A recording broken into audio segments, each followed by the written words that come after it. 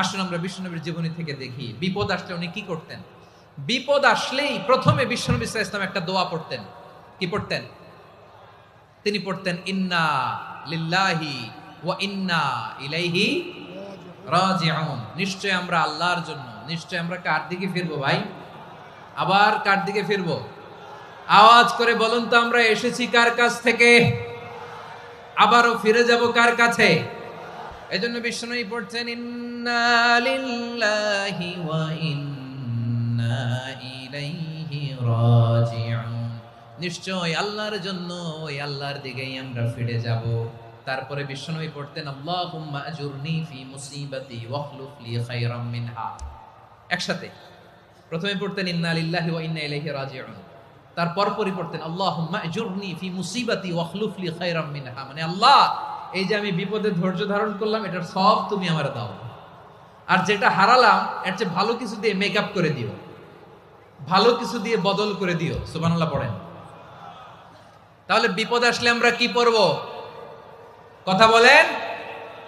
এই যে আমি শুয়েছিলাম, নাশিদ গাচ্ছিল ওরা, এদেশে পরস্পরে দেখা হলে দেয় সালাম, এদেশে আমজনতার হৃদয় জুড়ে পাকালাম, এদেশে বিপদ এলে সর্বজনে সর্বক্ষণে দোয়া পড়ে ইন্না লিল্লাহ। কি পড়ে?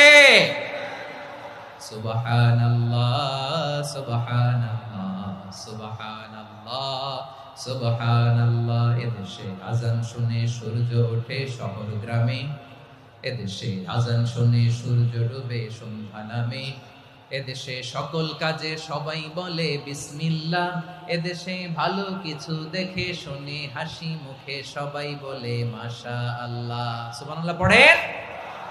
তাহলে বিপদ এলে আমরা কি পড়ি? কথা বুঝলে সবাই উত্তর দিতে হবে। বিপদ এলে কি পড়ি? তাহলে বিপদ এলেই আমরা এখন থেকে ইন্না লিল্লাহ পড়ব, নাকি হাই হুতাশ করবেন?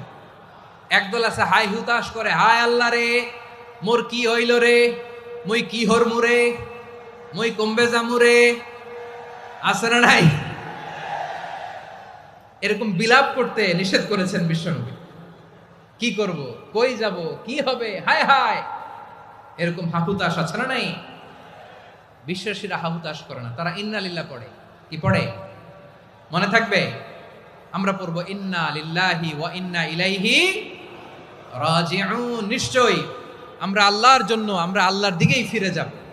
এরপর পড়বো আল্লাহুম্মা আজুরনি ফি মুসিবাতি ওয়াখলুফ লি খায়রাম মিনহা। আল্লাহ আমি যে বিপদে ধৈর্য ধারণ করলাম এটার সওয়াব দিও, আর যা হারালাম তার চেয়ে ভালো কিছু দিয়ে বদল করে দিও। সুবহানাল্লাহ পড়েন।